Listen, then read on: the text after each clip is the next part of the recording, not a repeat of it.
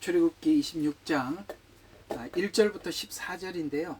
이게 너무 길어. 그림만 보면 되는 거니까 이렇게 다 읽지 마시고 우리 14절 한 절만 함께 보도록 하겠습니다. 우리 출애굽기 26장 14절 우리 한 절만 좀 보도록 하겠습니다. 다 같이 시작. 너는 붉게 물들인 수양의 가죽으로 장막 덮는 것을 만들고 오소리의 가죽으로 위에 덮는 것을 만들지니라. 아멘. 이제 널판 이야기가 끝났고 이제 오늘부터는 이게 덮개 이렇게 4개 텐트, 이제 우리가 밖에 가서 텐트를 치면 우리 보통 이제 이중 텐트 치잖아요. 이렇게 하나 치고 그 다음에 방수 텐트 이 정도 치는데 성막도 하나의 텐트다 보니까 이렇게 뒤집어 씌우죠. 여기에 하나, 둘, 셋, 4개로 이렇게 4겹으로 이걸 왜 이렇게 해놨냐면 사실 전체 덮이는 거지만 이게 전체가 덮이는 거예요. 이렇게 덮여 있어서 이렇게 되지만 실제 안에는 하나, 둘, 셋, 4겹으로 이렇게 덮여 있다. 이런 얘기가 되는 것입니다. 하나님께서 성경 구석구석에 하나님의 마음과 또 복음을 우리에게 설명해 주셨듯이 이 안에도 하나님께서 주시고자 하는 이 복음과 정확한 일치되는 내용들을 전달해 주고 있습니다. 일단 우리가 몇 가지 한번 이 그림을 좀 보시면서 이렇게 한번 봐봐요. 자, 이거는 이제 우리 이제 이미 다 배웠던 거죠. 울타리입니다. 이게 세상 밖과 교회 안에 들어오는 사람들의 관계를 말씀을 드렸다 그러죠. 아직 이쪽은 울타리 밖은 세상을 이야기하고 있고 이 안쪽은 그리스도 안에 들어온 자들이라 이렇게 말씀을 드렸죠. 이 높이가 이제 여러분들 저번에 저하고 함께 할 때 2m 조금 더 된다 그랬습니다. 그랬죠? 기억나시죠? 요건 대략 그냥 한 5m 정도 그렇게 보면 됩니다. 뭐 45에서 뭐 4m 50, 5m 뭐 이렇게 하는데 그냥 뭐 복잡하니까 그냥 5m로 봅시다. 그러니까 거의 이렇게 보면 배가 되는데, 자 이렇게 한번 상상을 한번 해보세요. 이게 2m가 조금 넘거든요. 그러니까 사람 키가 2m가 넘는 사람이 거의 없죠. 그러니까 이 바깥에 서서는 이 안을 볼 수가 없죠. 그러면 이 밖에서 봤을 때 이게 5m거든요. 그럼 딱 두 가지가 보일 겁니다. 이 울타리 하나는 요거 끝에, 요걸 이제 이게 킹제임스 성경은 오소리 가죽이라고 이렇게 나와 있어요. 뭐 이게 이게 요거 여기 지금 보이는 거 이거 말이죠. 이게 오소리 가죽이라고 표현하기도 하고 뭐 해달의 가죽이라고 표현하기도 하고 또 물개 가죽이라고 표현하기도 하고 어쨌든 이거는 뭐 그다지 중요하지 않아. 딱 이제 의미 하나는 분명한 것은 방수라는 것에서는 분명한 겁니다. 방수. 그 정도만 우리가 이해를 하고 접근을 하면 좋겠죠. 자, 일단은 한번 그림을 잘 보세요. 이건 이제 뜰입니다. 이게 들어왔을 때 바깥에서 봤을 때는 이거밖에 보이질 않아요. 이거밖에 보이질 않는데 실제적으로 보면 이것은 가장 바깥에 쳐져 있는 오소리 가죽인데 여기 보면은 여기 뭐가 있어요. 요걸 이제 가늘게 꼰 배실 이렇게 나와 있습니다만 우리가 어떻게 좀 표현을 하면 되냐면 그러니까 흰색에 이렇게 무늬를 놓았다라고 생각하면 됩니다. 이렇게 옷에다가 우리 옛날에 바늘 저게 뜨개질로 떠서 이렇게 뭔가를 만들었는데 이게 이제 그룹과 같이 그러니까 천사 그룹처럼 이렇게 여기 밑에 나오죠. 요렇게 이런 모형을 만들었다 이렇게 생각을 하시면 되겠습니다. 근데 여기 이제 이게 첫 번째가 아까 첫 번째 덮개가 요거예요. 요거고 이제 두 번째 덮개가 염소털로 만든 덮개인데 염소털이 흰색. 여러분들이 이렇게 생각하면 여러분 우리 이제 한국에서는 보면 염소 그러면 까만색만 보셨죠? 흰색 염소 보셨나요? 본 적이 별로 없다. 서울에 살아서 볼 일이 없었다. 자, 거기는 이렇게 흰색 염소가 있어요. 그래서 흰색 염소털. 이거는 양. 이렇게 빨간색 이렇게 아마 이게 물감을 입힌 것 같습니다. 그리고 이게 오소리 가죽인데 어쨌든 요 네 개가 이렇게 덮여 있다는 것은 아십시오. 여기 이제 다 의미가 있으니까 의미는 차후에 하도록 하고. 자, 그러면 우리 이제 배운 거 이제 다 이렇게 종합을 해야 돼요. 자, 요 이쪽에 그러니까 이렇게 성막을 보면 여기가 성소고 요 위에가 요쯤이 이제 지성소가 되죠. 여기 이제 요 그림으로 보시면 여기가 성소고 요 뒤쪽이 지성소입니다. 지성소는 나중에 할 거니까 지금은 우리가 요 부분을 함께 나누고 있는데요. 자, 들어가면은 여기 요쪽 부분이 이렇게 되는 거죠. 지성소, 그러니까 성소 이렇게 되는 거죠. 근데 우리 이제 지금 이 널판 다 배웠잖아요, 그죠? 널판 배웠고 여기 두 촉, 이렇게 은으로 금으로 싼 이렇게 은 받침대에 금으로 싼 이 널판은 우리가 다 배웠고, 자, 오늘은 이제 우리가 이 덮개만 요 덮개 쪽으로 들어가는데 일단 한번 그림을 한번 보시면, 자, 이 몇 가지 이 덮개를 하려면 좀 해야 될 게 뭐가 있어요? 하나, 기둥이 하나, 둘, 셋, 넷, 다섯 개 기억해 두셔야 돼요. 다섯 개. 여기 들어가는 이쪽 기둥은 이 기둥은 하나, 둘, 셋, 네 개인데, 자, 문제는 우리가 성막 바깥에서 이 울타리에서 안으로 들어오는 문이 1차적인 문이 하나 있고, 그 다음에 여기 이제 성소로 들어가는 문이 하나 있고, 맞죠?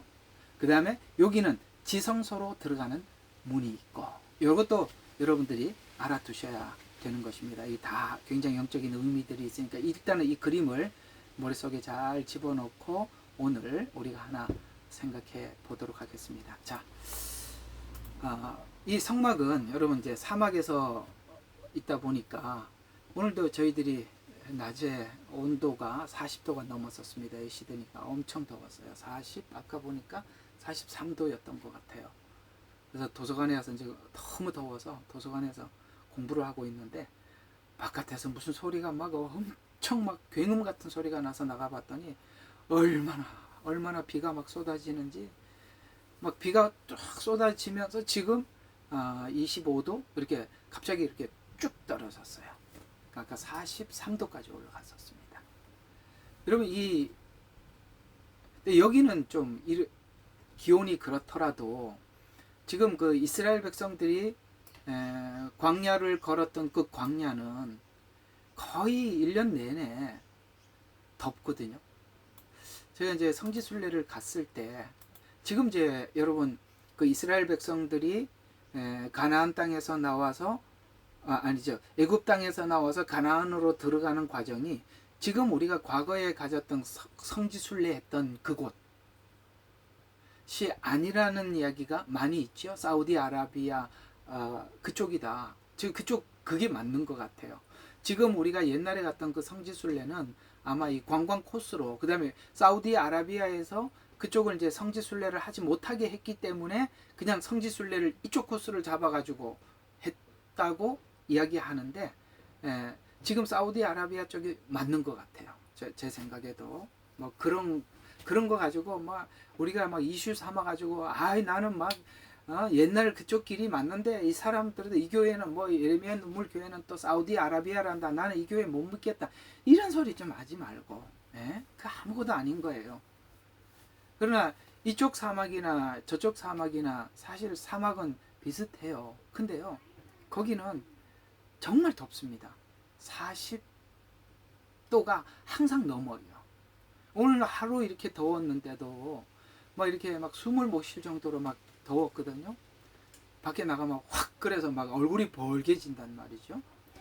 그런데 이스라엘 백성들이 걸었던 그 광야는 거의 그랬어요.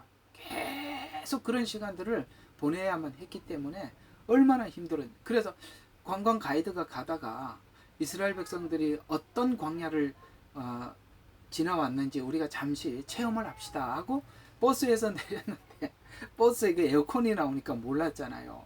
내리는데 숨이 팍 막히는 거예요. 막 이 열기가. 그래서 이렇게 약간 언덕에 올라갔다가 내려왔는데 그 짧은 시간 올라갔던데 막 옷이 다 젖었어요. 얼마나 덥던지. 그러니까 우리가 이스라엘 백성들 말이야 그렇게 하나님의 은혜도 모르고 불평하고 이거 여러분 갖다 놔도 아무 뭐 별반 차이 하나도 없습니다. 여러분들도 막 이게 뭐야 하고 누가 안 그럴 사람이 누가 있겠어요. 그런 광야를 이스라엘 백성들은 쭉 지나갔다는 것을 우리가 저도 이렇게 성지순례 가서 잠시 체험을 했는데 이거 뭐 그럴 수밖에 없겠다. 이게 이 길을 걸으면서 저들이 얼마나 고통스러웠겠나라는 생각이 저절로 들었었거든요. 자, 그런 체험을 한번 한 적이 있는데 제가 조금 자리를 좀 잡고요. 자, 그랬는데 오늘 이제 이 그림 머릿속에 잘 집어넣고 한번 보도록 하겠습니다. 이 그림 제가 여러분들한테 굳이 공유를 안 하는 이유는 어디 들어가서 이렇게 성막하고 검색을 치면 이미지에 잘 나와 있어요. 그 중에 내가 좀 잘 나와 있는 그림을 선택을 해서 여러분들과 함께 나누는 거니까 뭐 이건 저만 가지고 있는 특별한 건 아닌데 이거 인터넷에 들어가 보면 다 돌아다니는 자료들이니까 뭐 그다지 중요한 자료도 아닙니다. 여러분들이 언제든지 볼 수 있으니까 찾아서 보시면 되겠고 여기 이제 찾아놓은 이런 자료들은 설명하기에 아주 누가 깔끔하게 사진을 올려서 여러분들과 함께 하고 있는 것입니다. 자, 하나하나 보도록 하겠습니다. 자, 성서는 이 4개의 덮개로 이루어져 있는데 순서는 일단 순서를 좀 합시다. 첫 번째는 자 우리가 외워야 돼요. 흰색 그냥 흰색에다가 무늬를 넣었다 이렇게 흰색이라고 하지만 무늬 넣었다라는 건 좀 빼고 그러니까 색상만 우리가 좀 기억을 해두는 게 좋아요. 자 흰색 그 다음에 두 번째 뭐라고요? 염소털로 만들어진 덮개. 세 번째는 그러니까 염소, 양, 그 다음에 오소리 이렇게 생각하면 돼요. 짐승 3개를 생각하면 되죠. 첫 번째 염소, 그 다음에 양, 오소리. 근데 여러분 이제 아시다시피 그 양이나 염소는 대속죄일 날 아사셀 우리 저번에 이제 제사론 할 때 다 했던 겁니다. 제사장이 대속죄일 날 아사셀 염소를 무아지경에 광야로 내보내면 어떤 짐승이 와서 그 염소를 잡아먹는 것을 그 제사장이 그게 눈으로 확인이 되는 순간 그 높은 망대에서 나팔을 불어줌으로써 이스라엘 백성이 지었던 모든 죄를 용서받는 이 대속죄일 날 하는 아주 중요한 행사 중에 하나의 염소가 바로 아사셀 염소 이거 했던 겁니다. 혹시 이걸 알고 싶으시면 이게 다 올려놨으니까 찾아서 좀 보셔야 돼요. 그 다음에 양은 우리가 알다시피 번제단에 드리는 제물로 이렇게 정해진 거 아니겠습니까? 이 염소와 양의 공통점이 있어요. 전부 다 하나님 앞에 드리는 제물들이라는 것이죠. 자, 그 다음에 마지막에 이제 오소리. 이게 오소리는 이제 제물로 이렇게 나와 있는 건 아니지만 이게 단순히 그냥 방수라는 차원에서 이해를 하시면 되겠습니다. 이게 오소리, 이 가죽 옷 생각이 나시지 않으세요? 에덴 동산에서 하나님께서 아담아 하고 부르시고 옷을 입혀주셨는데 그것이 가죽 옷이라고 하셨는데 오늘 여기 이 덮개가 보니까 4개의 덮개인데 주님께서 하나님께서 아담에게 입혀주셨던 옷이 뭔가 오늘 여기 성막에서 이 옷은 이런 의미를 가지고 있단다라고 하나님께서 우리에게 설명해 주고 있는 셈이죠. 여러분들이 예수 그리스도로 옷 입었다라는 것은 오늘 여기 있는 이 4가지 옷의 의미 안에 우리가 입은 옷이 그 옷이라는 것을 확인할 수가 있는 것입니다. 그러니까 이런 차원에서 보면 우리가 예수 그리스도로 옷 입었다라는 것이 이런 의미를 담고 있구나라고 우리가 이해를 하셔도 무방한 것입니다. 자, 그래서 일단은 첫 번째, 두 번째, 세 번째, 네 번째 일단은 했습니다. 그래서 첫 번째는 흰색, 그 다음에 두 번째는 염소, 세 번째는 양, 네 번째는 오소리 이렇게 기억해 주시면 그 다음부터 하나하나 보도록 하겠습니다. 그러면 이 재료는 뭘로 썼느냐? 첫 번째는 청색, 자색, 홍색, 가늘게 꼰 배실. 요거는 항상 이렇게 성경에는 그렇게 나와요. 그렇게 나와 있는데 언제나 이런 말이 나올 때면 흰색이라고 생각을 하시면 돼요. 근데 여기 성경은 이렇게 썼어요. 이게 왜 이렇게 썼는가 하고 봤더니 그냥 우리 한국 사람들에게 이해하기 위해서 썼나라고 생각도 하고 저 여러 가지로 생각을 해봤는데 성경은 계속 이렇게 써왔어요. 계속 이런 표현을 써왔기 때문에 성경도 어쩔 수 없이 그렇게 쓴 것 같습니다. 그러나 여러분들이 이런 단어가 등장할 때마다 이거 흰색 이렇게 일단은 여러분들이 이해를 하고 보시면 되겠습니다. 그러나 그저 흰색 정도가 아니라 흰색에다 뭘 했다고요? 이렇게 무늬를 놓았다 라는 것은 그 무늬에 들어가는 색상이 청색, 자색, 홍색 이거 언제 했죠? 여러분과 함께 사복음서 할 때 했죠. 기억나시죠? 마태는 뭐라고요? 자색, 왕으로 오신 예수님. 그렇죠? 그 다음에 청색, 소망, 요한복음. 그 다음에 누가복음, 흰색, 의로 오신. 그 다음에 홍색, 종으로 오신, 인간으로 오신 마가복음. 우리 했지요. 참 신기하죠? 어디를 가봐도 이 무늬 색상에는 다 사복음서와 연결이 되어 있어요. 무슨 뜻일까요? 이렇게 보시면 돼요. 제 손을 한번 보세요. 구약이 쫙 모아져서 사복음서로 와요. 구약이 모아져서 사복음서로 와서 이 사복음서에서 신약이 펼쳐지는 겁니다. 이렇게 생각을 하시면 돼요. 모든 성경은 어디로 온다? 사복음서로 온다. 왜요? 구약의 예언은 예수님의 사역이니까. 그 출생 사건, 십자가에 죽으신 사건들이 사복음서가 증언하고 있죠. 근데 이 예수님의 죽음이 무엇인가를 구약과 사복음서를 전체를 설명해 주는 것이 신약 나머지 성경이니까 쭉 퍼지죠. 그러니까 구약은 사복음서로 모아지고 사복음서에서 신구약과 사복음서가 펼쳐지는 것입니다. 이게 신약이죠. 요 그림을 이렇게 생각하시면 이렇게 생각하시면 이해가 되시겠습니다. 자, 두 번째 덮개는 염소털로 만들어진 덮개에 뭐가 있냐면 놋고리가 있다. 여기 이제 요도 이제 나중에 공부할 거예요. 여기는 금고리가 있고 여기는 놋고리가 있어요. 이건 또 왜 금이고 이거는 놋이냐? 나중에 공부하겠습니다. 일단은 전체 그림과 개념부터. 세 번째는 붉게 물들인 수양의 가죽. 그러니까 아까는 염소, 세 번째는 양이다. 네 번째는 오소리 가죽이다. 킹제임스가 그렇게 설명을 했으니까 우리가 킹제임스 따라서 이렇게 정리를 하도록 하겠습니다. 자, 그 다음에 모양으로 들어가서 보도록 하겠습니다. 첫 번째 덮개는 세마포 장을 28규빗.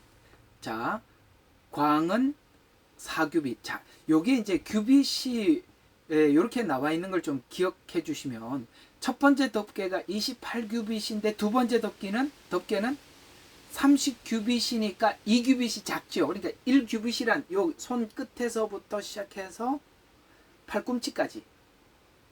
여기 이제 긴 사람들은 50cm 정도, 좀 짧은 사람은 45cm. 아마 동양인들은 45, 아마 서양인들은 50 이렇게 나가겠죠. 근데 우리는 그냥 45니까 뭐 골치 아프니까 그냥 50으로 정하자. 이렇게 해서 그냥 50으로 봤을 때 어쨌든 요만큼 더 길지요. 두 번째 덮개가. 이게 왜 그럴까요? 왜 그럴까? 이렇게 딱 감이 오지요. 첫 번째 덮개보다 두 번째 덮개가 조금 더 길게 함으로써 덮어주기 위해서 조금씩 길게 했구나. 텐트를 한번 생각해 보면 그런 생각이 들겠죠. 그런 뜻에서 조금 더 길고 이렇게 이해를 해 놓으면 되겠습니다. 그래서 첫 번째 덮개 세마포 장을 28규빗, 광은 4규빗으로 하되 앙장을 10폭으로 해서, 앙장이라는 것은 하나하나 이렇게 이게 하나 이렇게 연결시킨 거, 앙장. 이해가 가요? 이렇게 하나에서 다음 천을 또 잇고 이어서 이렇게 앙장 10폭으로 하여. 이게 10폭이라는 것도 기억해 두셔야 돼요. 이제 숫자가 많이 나오니까 좀 기억해 둘 필요가 있습니다. 10폭으로 하여 그 중에 5폭씩 연하여. 그러니까 10장이니까 10장 중에서 5. 이게 뭐가 보이지요? 십계명이 보이지 않나요? 신기하죠. 그런 게 이제 서서 여러분들이 이런 말을 할 때마다 뭔가 딱딱 하셔야 됩니다. 그리고 5폭씩 연하여 한 후 그 둘을 다시 연하여, 그러니까 다섯 폭씩 이렇게 두 폭이 나오는데 그 두 폭을 연결시키려면은 이렇게 고리가 필요하죠. 맞잖아, 그죠? 고리가 필요하잖아. 그 고리가 몇 개? 50개. 이건 또 뭐지? 이거 오순절이구나. 신기하죠? 지금 모세가 성막을 만들라고 하실 때 이게 하나님께서 모세에게 말씀을 하고 있지만 모세는 지금 이걸 다 이해하고 있을까요? 전혀 이해를 못하고 있습니다. 이건 지금 우리가 이해를 하고 있는 거죠. 왜 5폭이라고 했을까? 하나님을 향한 계명, 이웃을 향한 계명. 10계명이구나. 그 계명을 뭘로? 오순절. 예수님께서 죽으시고 오순절날 어떻게 성령이 임함으로 율법이 완성되었다. 우리 로마서 지금 하고 있거든요. 그러니까 이게 로마서에만 나오는 이야기가 아니라 이미 하나님께서 이스라엘 백성들이 출애굽해서 지금 이 성막을 만들면서 하나님은 지금 계속 이 말을 하고 있었던 것인데 그 당시 그들은 이 말을 다 알아듣지는 못했지만 오늘 우리는 이 말씀이 뭔지 성경 전체를 가지고 보니까 다 보이더라. 그래서 50개를 하나씩 달고 금고리 가운데 제가 금은 뭐라 그랬죠? 믿음, 신성, 기억해 놓으라 그랬죠. 이거 계속 나온다고. 그렇구나. 우리가 믿음으로, 어떤 믿음? 은혜 안에 있는 믿음으로 뭘 하더라? 이게 은혜 안에 있는 믿음으로 성령님이 오셔서 은혜 안에 있는 믿음을 확증시키고 율법을 50골, 여기 10개, 10폭, 이게 10계명 율법을 완성해. 이렇게 완성해 나가는구나. 이 계속 제가 설명을 했잖아요. 어때요? 구약에 있는 이 그림과 제가 이렇게 설명해 드리는 이것이 다르지 않고 같은 의미를 가지고 있구나라고 여러분 알게 되겠죠? 자, 그래서 50개씩 달고 만들어서 갈고리로 앙장을 연합하여 한 성막이 되게 한다. 이게 첫 번째 덮개. 두 번째 덮개, 염소털이라고 했고, 30규빗, 광은 4규빗으로 하되 폭은 11폭으로 하며 그 중에 5폭과 6폭을 아까는 10개니까 10개라고 그랬잖아요. 그죠? 근데 여기는 한 폭이 더 늘어났어요. 한 폭이 늘어나서 5폭과 6폭으로 각각 연하게 하고 그 둘을 연합하기 위하여 고리 50씩, 놋 갈고리 50개로 한 성막이 되게 할. 개수는 똑같죠. 위에하고. 근데 요 위에는 금이고 여기는 놋이라는 것에 차이가 있습니다. 자, 우리 놋 했습니다. 놋은 뭐라 그랬죠? 외우라 그랬죠. 십자가. 놋뱀. 놋뱀을 보고 놋뱀을 본 자마다 낫더라. 자, 이것도 기억해 놓으시면 되겠습니다. 자, 세 번째 덮개, 붉게 물들인 수양의 가죽 덮개로서 다른 덮개와 마찬가지로 여러 폭으로 만들어져 한 성막을 이루었고 길이는 없어요. 안 나와 있어요. 자, 이게 왜 없을까? 나중에 설명해 드리겠습니다. 자, 그 다음에 네 번째 덮개는 오소리 가죽으로서 이건 역시 여러 폭을 하나로 연결해서 한 성막이 이루어졌다. 자, 일단은 이제 요 네 개의 덮개에 대해서 여러분들이 일단은 요 그림을 다 설명은 했습니다. 일단은 이 그림만 기억을 하시면서 설명은 하나하나 해 드리도록 하겠습니다. 자, 그러면 첫 번째 이 덮개에 대한 설명을 하겠습니다. 그 첫 번째 덮개라고 하면 요거겠죠. 자, 이게 얼마? 28. 여기는 30. 기억나지요? 5폭, 5폭 금고리로 연결했다.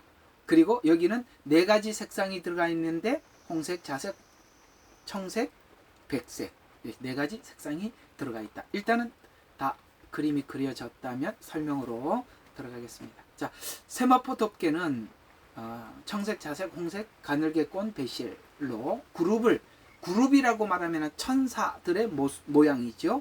그런 것으로 그룹을 공교의 순호와 만들어졌다. 이렇게 뜨개질을 이렇게 했다. 이렇게 생각을 하시면 되겠습니다. 여기서 색깔의 의미는 앞에서 여러 번 설명한 것 같이 흰색은 완전한 의, 그 의 영광 가운데 계신 그리스도를 의미한다. 자, 그래서 예수님은 외적으로, 즉 인간의 모습인 예수님께서는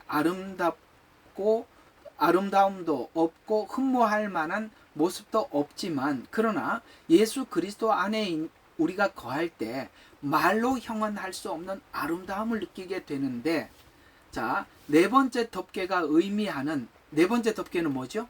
요거 오소리 가죽이에요. 여러분, 이 네 가지 색상 중에 제일 우중충한 게 뭐예요? 이거죠. 그러니까 바깥에서 봤을 때 사람들이 에이, 저기 뭐야? 교회 뭘 이렇게 다녀? 저 사람들 도대체 뭘 보고 그러는 거야? 우리는 본 게 이게 안 보이고, 세상 사람들이 볼 때는 우중충하고 색상도 개성도 없고, 이사야서에서 말씀하셨죠. 흠모할 만한 아무것도 없어요. 볼품이 없어요. 그런데 이 안에 들어온 사람만이 이 화려한 광경을 보는 겁니다. 맞죠? 이게 안 만난 사람들이 보는 예수님과 예수님을 본 사람들이 뭘 보고 있는지 모르고, 그러니까 답답한 거죠. 우리는 이런 예수님을 본 거예요. 여기 보셨죠? 얼마나 화려해요. 여기다 7 촛대에 금으로 쌓여 있으니 이 안이 얼마나 화려하겠습니까? 우리는 이런 예수님을 보고 늘 이런 예수님과 교제하고 있는데, 세상 사람들이 볼 땐 뭘 보고 그러나, 당연히 이 사람들은 이거밖에 안 보이니까 그러는 거예요. 지금 그 얘기를 하고 있는 것입니다. 그래서 이 네 번째 덮개가 의미하는 것은 외형적으로 볼품이 없지만, 첫 번째 덮개를 보시면 이 덮개, 여기 지금 문도 이렇게 이런 화려하죠.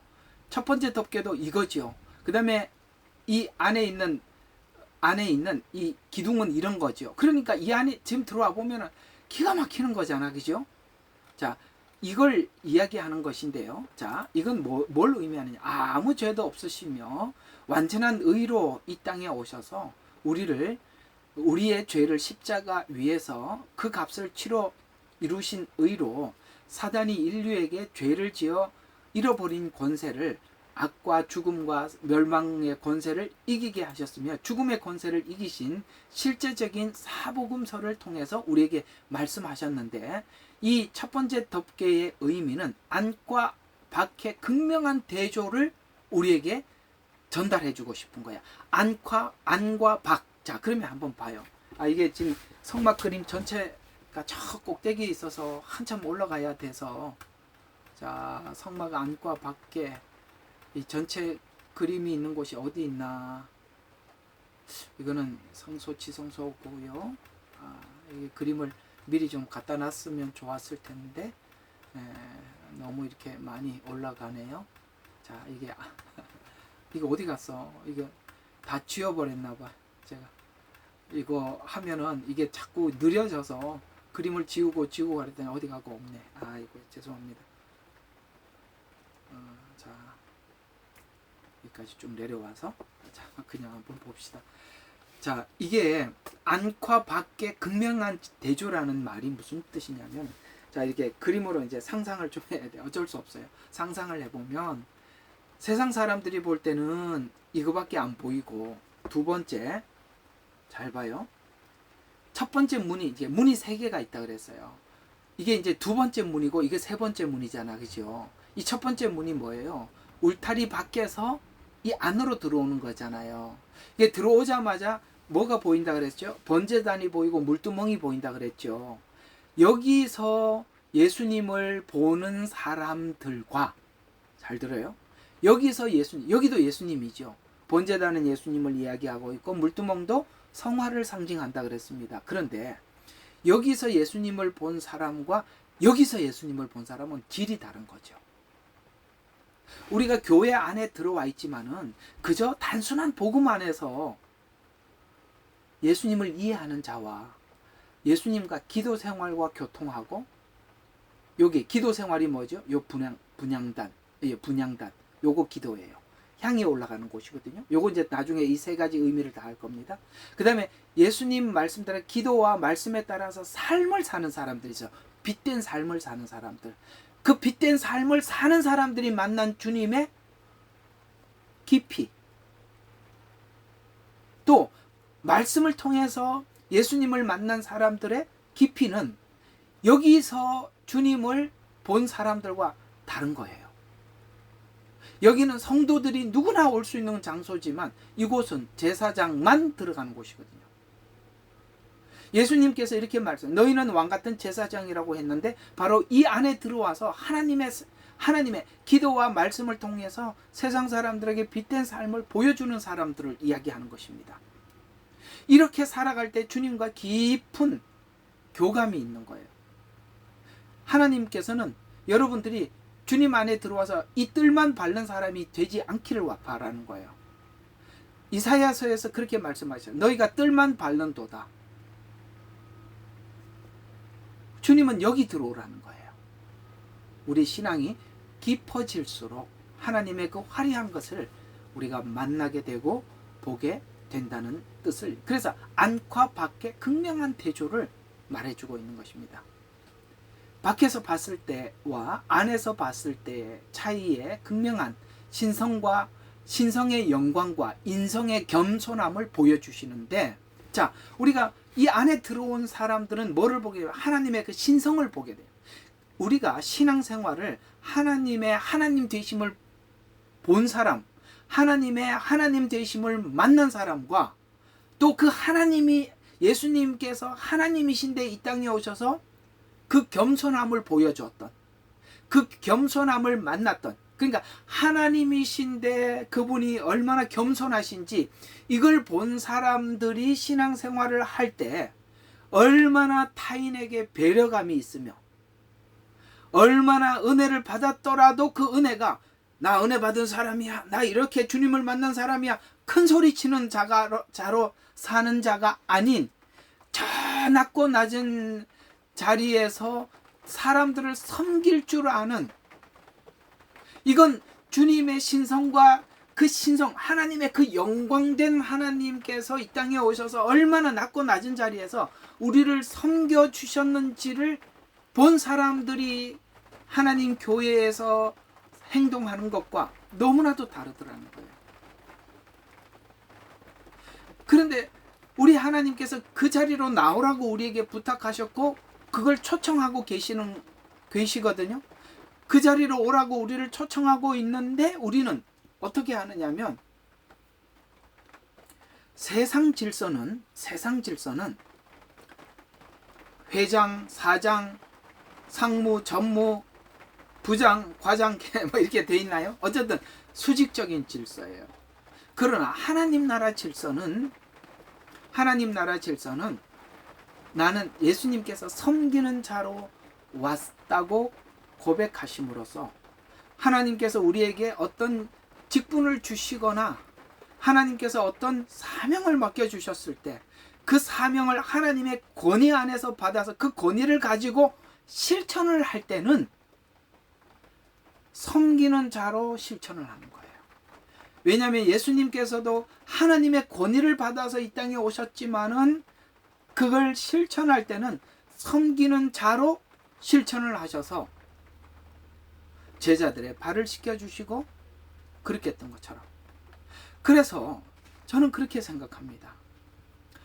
저도 제 마음에 이런 삶을 그렇게 살려고 해요.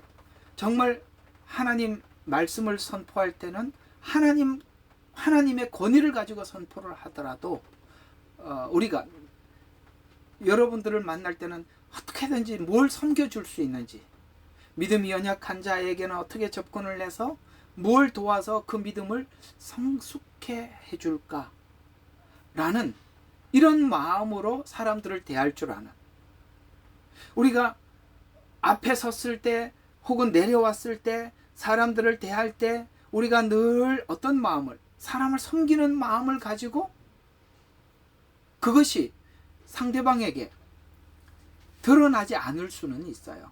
그 섬기는 방법이 여러 가지라. 때로는 권위를 가지고 말을 하는 것도 섬기는 마음으로 하는 겁니다. 이해가 가요? 권면을 하고 책망을 할 때도 섬기는 마음. 왜? 책망을 할 때도 섬기는 책망은 다르거든요. 권위를 가지고 책망을 하는 것과 섬기는 마음으로 책망을 하는 것은 마음 제사가 다른 거예요. 하나님께서 그렇게, 잠깐만요. 이게 뭔가가 소리가 자꾸 나는데 누가 이걸 켰는지 한번 보도록 하겠습니다. 혹시 마이크 켜지신 분이 누구시죠? 제가 이렇게 안 보여서 그러는데요. 이제 꺼진 것 같습니다. 소리가 안 나는 거 보니까. 자, 그렇게 늘 이렇게 섬기는 마음으로 주님 앞에 이렇게, 바로 오늘 여기 제사장, 너희가 왕 같은 제사장이요라고 말씀을 하셨을 때는 예수님은 제사장 중에서도 대제사장이에요. 대제사장으로 오셨지만 어떻게 하셨냐? 섬기는 자로 너희 앞에 서 있다 라고 말씀하신 것처럼, 우리가 오늘 성소에 들어와서 제사장들이 들어올 수 있는 자리인데, 그 자리에 들어온 사람들은 예수님의 그 영광과 그 낮은 자리에 말구유에 오셔서 우리를 섬기러 오셨고 삶도 그렇게 살았던 것을 본 사람들은 오늘 바로 이것을 본 사람들입니다. 이 성소 안에 이 아름다움을 본 자들은 하나님 앞에 그렇게 살아갈 수가 있는 것이다 라고 하나님 우리에게 이것을 통해서 말씀해 주고 있는 것이죠. 또 앙장에 아름답게 수놓은 그룹들이 있어요. 성경에는 그룹들이 하나님의 거룩을 수호하는 자들로 증거하고 있어요. 뭐 여러 군데 나오는데요. 출애굽기 25장 18절에서 20절, 사무엘상 4장 4절, 이사야서 37장 16절, 히브리서 9장 5절. 이게 전부 다 하나님 보좌 주변에서 하나님을 섬기는 그룹들, 천사들에 대한 말씀이거든요. 자, 그들은 하나님의 권능과 위엄과 영광을 계시하는 영물들이에요. 이 그룹들에 대해서 성경은 이렇게 나옵니다. 에스겔서 1장, 우리 에스겔서 강의 다 했죠. 거기에서 우리 1장에 딱 등장하는 게 뭐냐? 사람, 사자, 황소, 독수리 그룹을 소개하면서 하나님의 다양한 속성을 소개하고 있는 것입니다. 여기 있는 이런 그룹들을 이야기하면서 사람, 사자, 황소, 독수리 이런 것들을 한 것은 여기 나와 있는 이런 동물들, 또 사람도 들어가 있지만 이런 동물들을 통해서 하나님의 속성을, 그 동물들이 가지고 있는 속성을 통해서 설명하고 있는 것입니다. 하나님께서 왜 이런 식으로 우리에게 설명을 해야만 하는 거냐면은 우리가 전혀 알 수 없는 부분이기 때문에 하나님이 우리가 이해할 수 있는 말로 하는 거예요. 그러면 여기 사자는 동물 중에 왕이죠. 황소는 뭘 의미해? 여러분, 성경에 보면은 그 베스메스의 그 뭡니까? 법궤를 싣고 가는 소의 이야기가 나오죠. 그 소가, 새끼 소가 나왔는데 이별을 하지요. 자기에게 부름을 받은 그 사명을 우직하게 감당하는 그 우직함을 이야기하는 겁니다. 예수님은 바로 이 땅에 오셔서 정말 우직하게 그 사명을 감당하고 가셨습니다. 독수리는 신성을 의미하는 거예요. 가장 높이 올라서 세상 전체를 다, 독수리 눈 얘기 많이 들으셨죠? 얼마나 눈이 밝은지.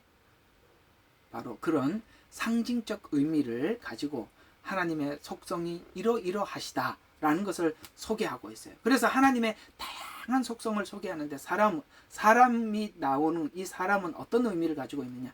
지혜와 이해와 이성적 지혜의 성품으로서 하나님과 인간과 관계에서 이해심을 가진 분으로 인간으로 오셔서 인간과 관계를 가지고 인간을 이해하고 중보하시는 분이라는 차원에서 인간이라는 거예요. 그래서 예수님은 신성으로 저 하늘 위에서 우리를 살피는 분이 아니라 실제 육체를 입고 오셔서 눈물을 흘리시고 화를 내시고, 그렇죠? 그 다음에 즐거워도 하시고 통탄하기도 하시고, 이런 우리와 같은 성정을 가지셔서 우리가 왜 하나님 슬퍼요. 이렇게 얘기했을 때 하나님으로서 왜 슬퍼? 이런 게 아니라 예수님이 실제 슬픔을 겪어보심으로써 우리의 슬픔을 이해하신다 이 말이에요. 이해가 가시죠? 그런 뜻에서 인간. 그 다음에 사자는 뭡니까? 동물의 왕으로서 권위와 힘을 상징하고 왕적 성품과 권위를 가지고 정의를 집행하는 용맹. 이런 것을 우리에게 알려주기 위해서 그룹들이 사자의 모습, 그 다음에 사람의 모습을 가지고 있더라. 에스겔서에서 그렇게 소개하더라는 것이죠. 황소, 힘을 가지고 노동을 하는 짐승으로서 하나님께 우직함, 끈기 있고 우직한 성품을 가진 성품으로서, 소는 제사를 드리는 동물로서 하나님 앞에 끝까지 충성하고 자기를 다 불살라 드리는, 그래 드리는 동물로서 인류를 위해서 피 흘리신 변함없으신 우직한 하나님의 성품을 황소라는 이름으로 하나님이 어떠한 분인지를 우리에게 소개해주고 있더라. 독수리는 높이 날아서 하늘과 땅을 연결하는 가장 높이 올라가서 시야를 가진 전지전능의 영적 통찰력을 가지신 분이라고, 그 그룹들의 순호와 있는 그 그룹들을 사람 모양으로, 사자 모양으로, 황소 모양으로, 독수리 모양으로, 이게 괜히 있는 게 아니라 이 말이에요. 자, 여기서 제가 이렇게 설명을 해드렸습니다. 잘 들으세요. 이제는 제가 여러분들이 예방접종을 좀 맞춰야 되겠습니다. 예방접종. 이렇게 성경은 설명을 하고 있는데 이걸 가지고 딴 데 쓰는 놈들은 다 가짜라 이 말이에요. 이제 내가 앞으로 이제 예방접종을 제대로 해놓겠습니다. 사람들이 이게 뭘 설명하는지 이렇게 미리 설명을 안 해놓으니까 이걸 가지고 막 써먹는 거예요.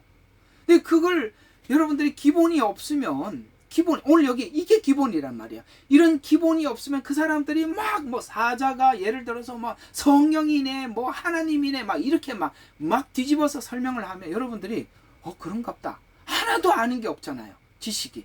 특히 이런 걸 가지고 사기치거든요. 잘 들었죠? 이런 걸 미리 듣는 게 얼마나 중요한지 아시겠죠? 앞으로 이런 걸 가지고 엄청 혼란스럽게 이게 나쁜 놈들은 만드실 것이 아니죠. 할 겁니다.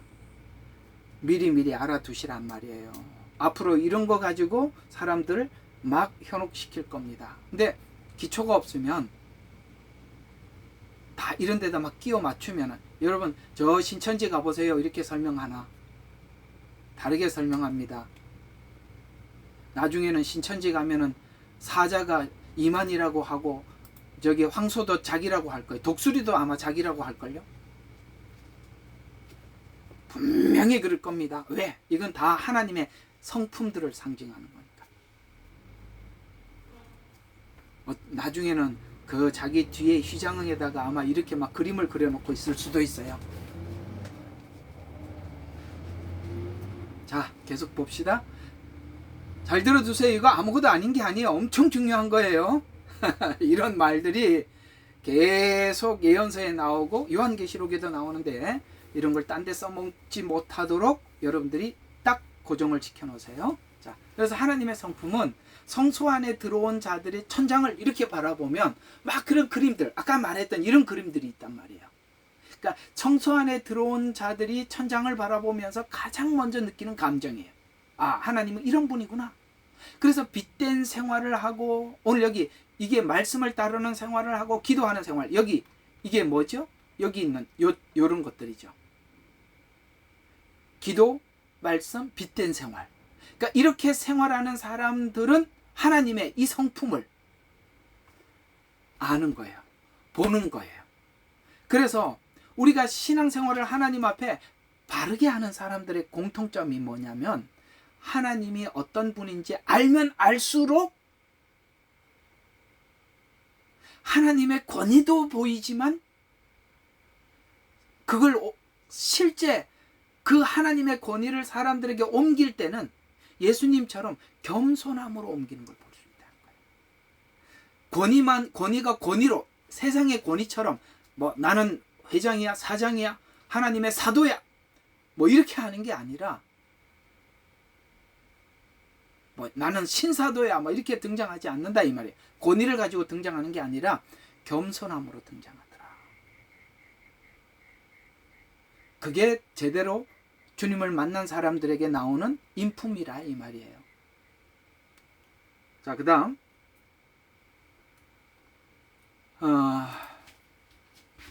이 광경은 성막 뜰에서도 볼 수 없어요. 아까 말했죠. 이 뜰에 있는 사람들이 성소 안에 이걸 볼 리가 없죠. 이게 천장을 들어온 사람들이 번제단에서도 볼 수 없고 물두멍에서도 볼 수 없어요. 성소 안에 들어와야만, 쉽게 말해서 예수님을 만나야만, 그 안에서 들어와야만 아는 것입니다. 또 이런 그룹에 대한 이야기가 1장에 이제 에스겔서 1장에 한번 나와 있고, 여기 성막에 있는 이 그룹 이야기가 에스겔서 10장에 또 나와요. 성경은 이렇게 짝이 없는 것이 없다 하니까 또 이렇게 10장하고 연결을 시켜보면 이렇게 되는 겁니다. 자, 이스라엘 백성들이 에스겔서에서 얘기하는 핵심이 뭐냐면, 이스라엘 백성들은 이런 생각을 했거든요. 바벨론이 침략해 오니까 예루살렘 성 안에 들어가 있자. 성이 견고해서가 아니라 그들은 어떤 믿음이 있었냐면, 이 예루살렘 성 안에 솔로몬 성전, 하나님의 성전이 있다는 거예요.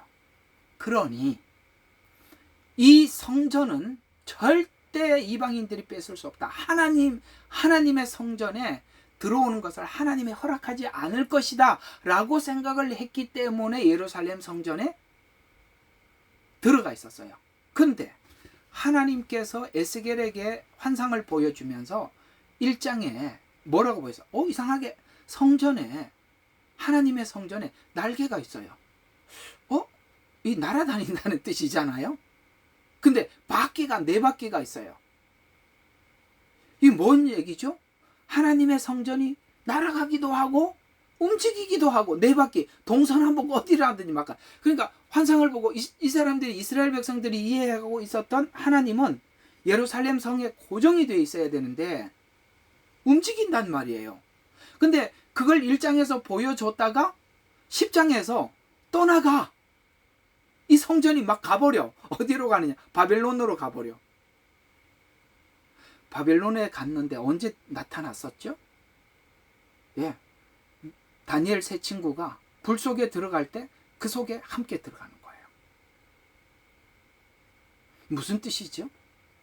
하나님의 복음은 이스라엘 안에 들어있는 것이 아니라 이방인 나라, 그 죄덩어리인 나라 바벨론까지 가서 이방인에게도 가서 하나님의 하나님됨을 증거하러 가더라.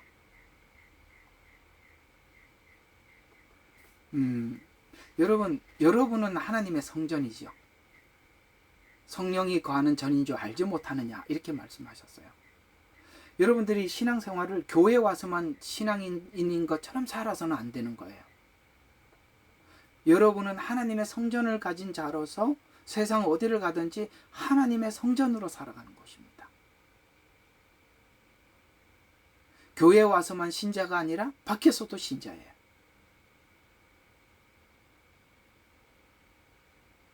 떠나가는 겁니다. 1장에서 그렇게 환상을 보여줬고 10장에서 떠나면서, 그래서 10장에서 보면 예루살렘에서 하나님의 영광이 떠나는 장면을 통해서 그룹들이 떠나는 것은 하나님이 성전을 떠나는 모습을 상징하며, 하나님의 영광이 한 곳에 머물러 있지 않고 하나님의 백성이 가는 곳에 함께 하는 것을 상징하는 것으로서, 하나님의 백성이 아닌 바빌론에도 함께 하는 것을 통해서 하나님의 백성을 통해 이방인들을 구하시는 성품을 상징한다.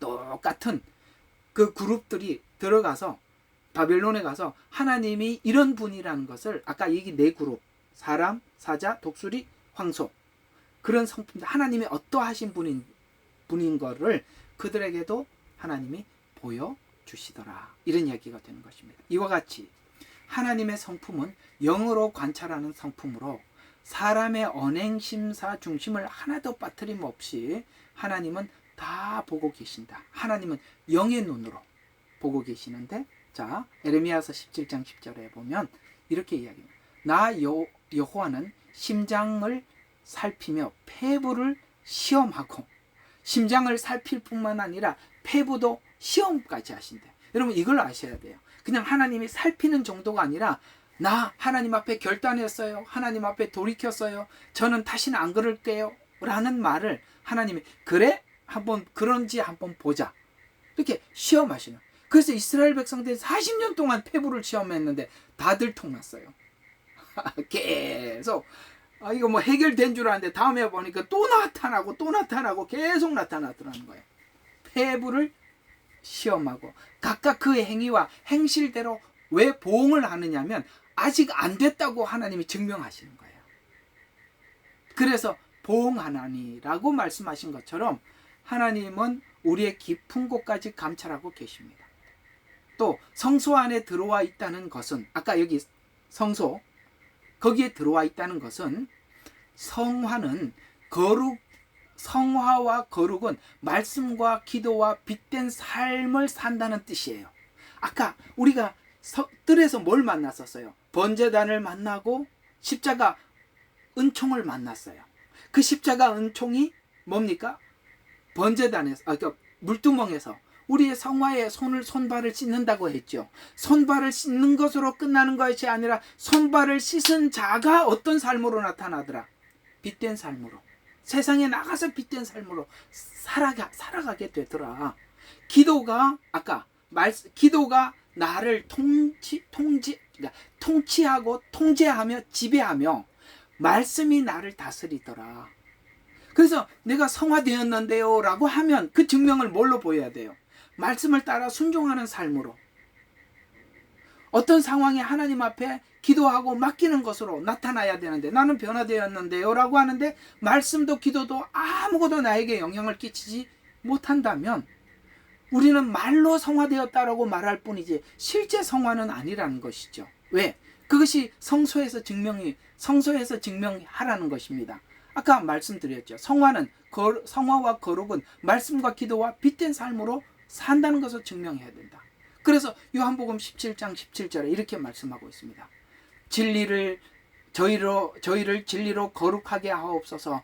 주의 말씀, 아까 떡상, 그 말씀은 진리니이다.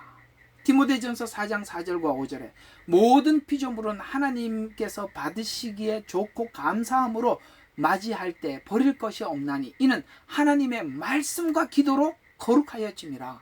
아까 딱 봤지요? 떡상과 분향단. 이건 나중에 또 할 거예요. 그렇구나. 우리가 말씀 없이는 거룩할 수가 없고 기도 없이는 거룩해질 수가 없구나 라는 것을 알 수가 있습니다.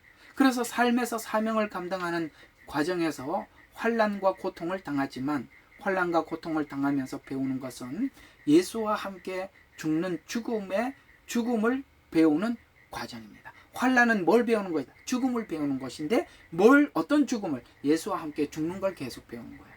그 예수와 함께 죽을 때 빛이 난다 이 말이에요. 그래서 예수와 함께 죽어야 예수와 함께 산다는 진리를 배우는 것이죠. 여러분 예수 안에는 죽음으로 끝나지 않는다는 거 아시죠? 죽음이 곧 뭘로 다 바뀌죠? 부활로 바뀌는 겁니다.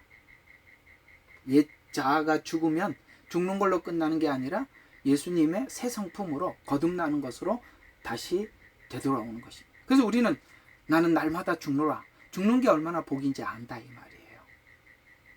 네? 자, 계속 보시면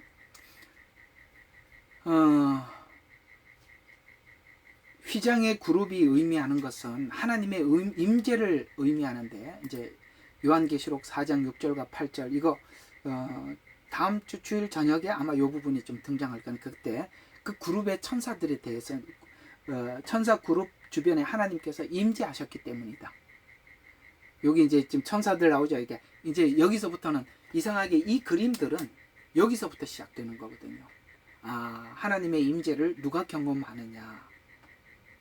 이런 자들이 경험을 한다라는 뜻입니다. 그래서 하나님의 네 가지 속성, 흰색, 그 다음에 홍색, 그러니까 예수님의 의가 우리에게 어떻게 전해졌으면 색인데 생이라고 잘 못하네요. 자, 홍색은 피 흘리신 사랑, 자색은 왕권을 가지신 권위, 청색은 영광의 소망, 이런 내용들이 복음 안에서 복음을 얘기할 때마다 끊임없이 나오는 내용들이지 않습니까?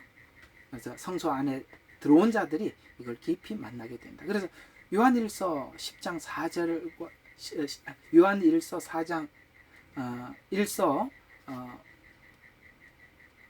요한복음 1장 요한복음 1장 10절과 14절에서 보면 밖에서 본 초라함과 내면에서 본 영광과 대조하고 있습니다. 그러니까 예수님이 오셨는데 아무도 보지 못했어요. 아무도 못 봤어요. 그러나 예수님을 본 사람들은 하나님께 진리와 그 다음에 영광, 이런 것들이 가득한 것을 우리가 보게 되더라라고 이렇게 말씀하고 있는 것입니다. 일단은 우리 오늘 이 첫 번째 덮개까지는 다 하도록 한번 해보겠습니다. 그래서 첫 번째 덮개는 앙장 10폭을 5개씩 둘로 나누어져 있다고 아까 말씀을 드렸죠. 5개 나누어져 있다. 여기에는 몇 가지 의미가 있음을 우리가 알 수가 있는데요. 10계명의 두 돌판을 생각할 수 있습니다. 10계명의 한쪽의 돌비는 하나님을 향한 의무가, 다른 하나는 인간에게 향한 의무를 말하고 있는데, 십자가는 10계명을 생각하게 되는데, 하나님과 이웃에 대한 책임과 사명과 의무가 우리에게 주어져 있다라는 것을 아는 것이죠. 이해가 가죠? 예. 또 하나, 여기 보면은 5씩 나누어져 있다고 말씀하는 것은 또 다른 의미에서는 이런 의미를 가지고 있는데요. 마태복음 여러분 10장 34절과 35절을 보다가 마태복음 보다가 깜짝 놀라지 않았습니까? 나는 세상에 화평을 주러 온 것이 아니다. 검을 주러 왔다. 깜짝 놀랐어요. 처음에 이걸 읽으면서 예수님이 온 거는 화평을 이루러 오셨는데 왜 검을 주러 왔다고 하지? 왜냐하면 에베소서에 보면은 그는 화평이신지라 이렇게 나와 있는데 이게 또 왜 이렇게 화평이라고 하다가 여기는 왜 나누러 왔다, 이게 무슨 말이야? 막 이런 생각이 들었죠. 거기서 말하는 화평과 여기서 말하는 검을 주러 왔다는 것은 문맥상 전혀 다른 이야기입니다. 예수님을 믿고 난 이후에 여러분, 예수님을 안 믿는 가족들과 화평이 됩니까?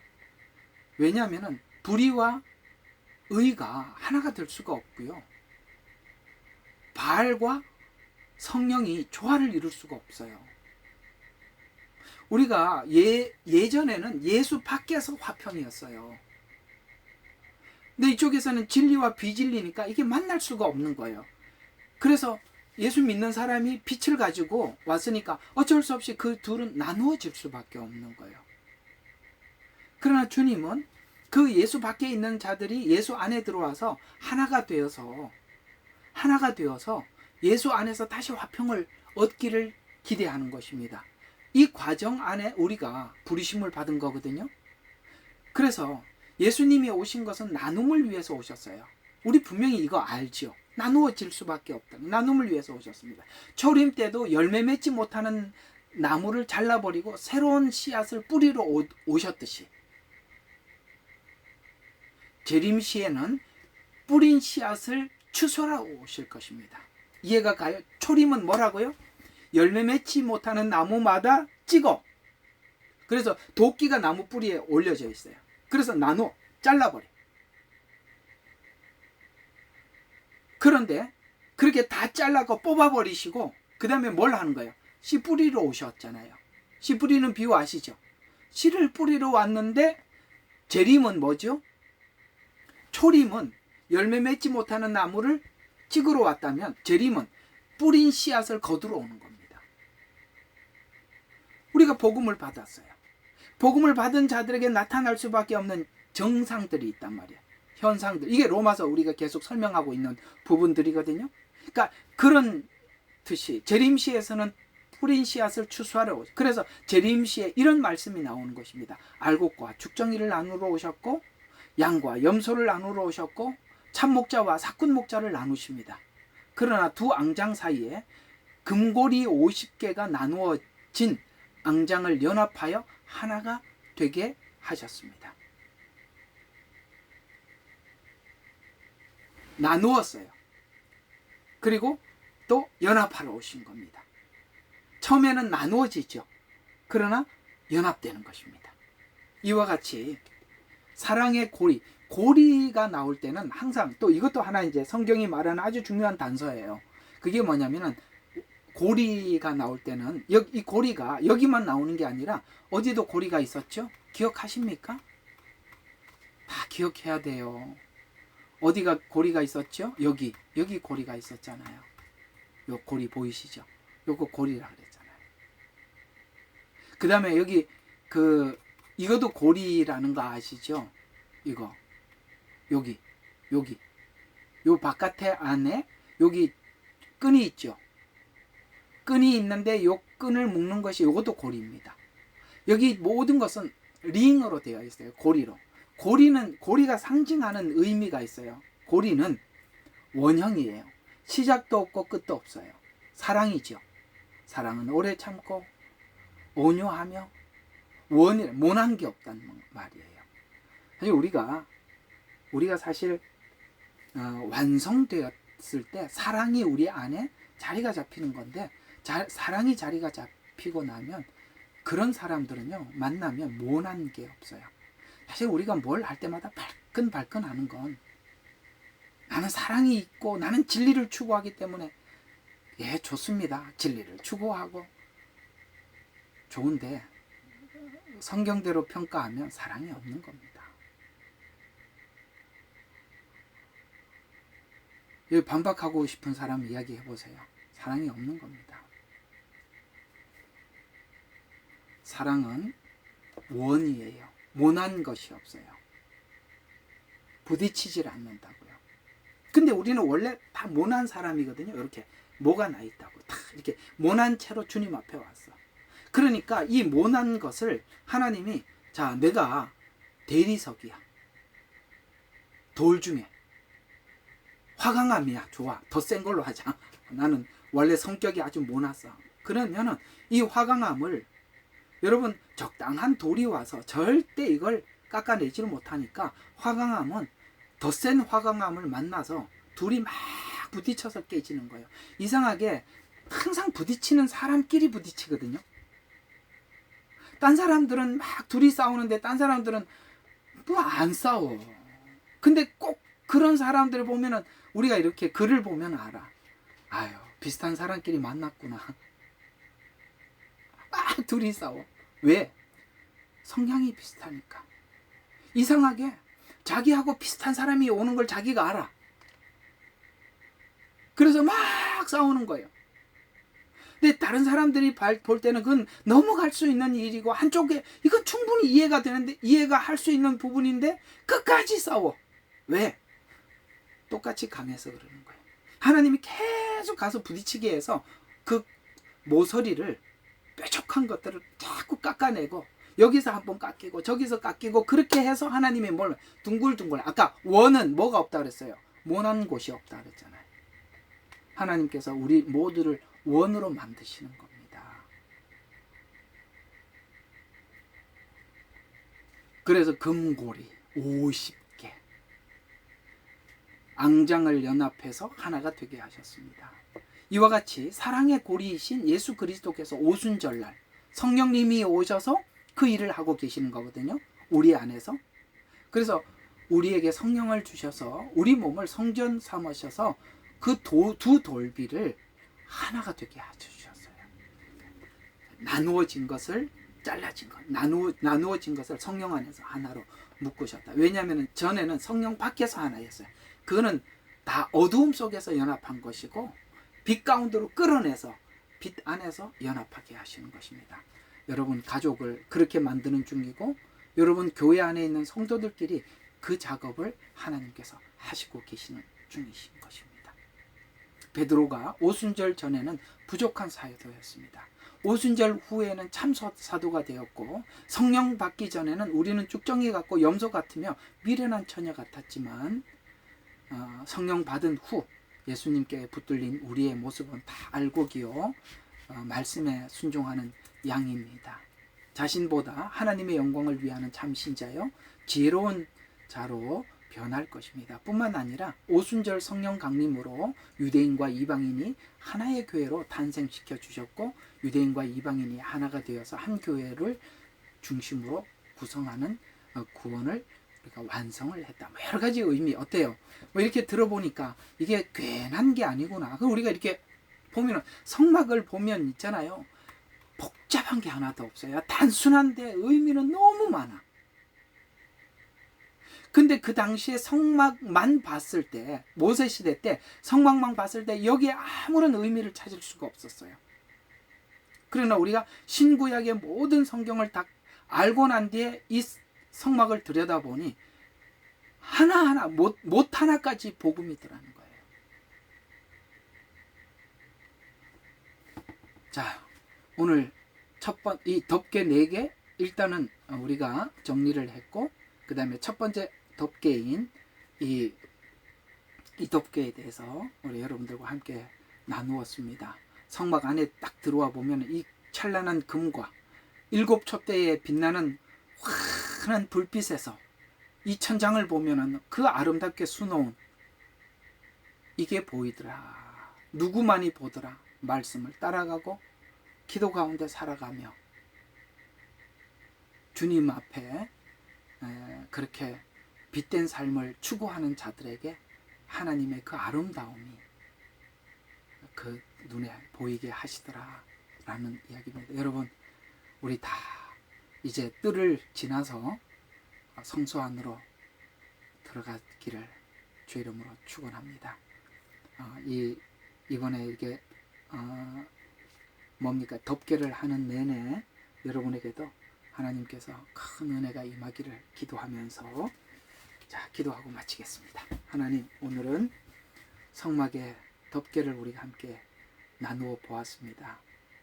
어쩌면 이렇게 성경 한 구석구석, 한 부분 한 글자 하나 속에 하나님께서 그 십자가의 복음을 녹여 주셨는지 볼 때마다 신비롭고 놀라우며 무엇라고 형용할 수 없는 복된 축복이 우리 가운데 흐름을 확인할 수가 있습니다. 주님, 감사합니다. 이 복음 활짝 열어주셔서 우리로 하여금 그 하나님의 성품이 우리의 삶의 현장 속에서 증언될 수 있는 그런 삶을 살아갈 수 있도록 축복하여 주시옵소서. 예수님 이름으로 감사하며 기도드렸습니다.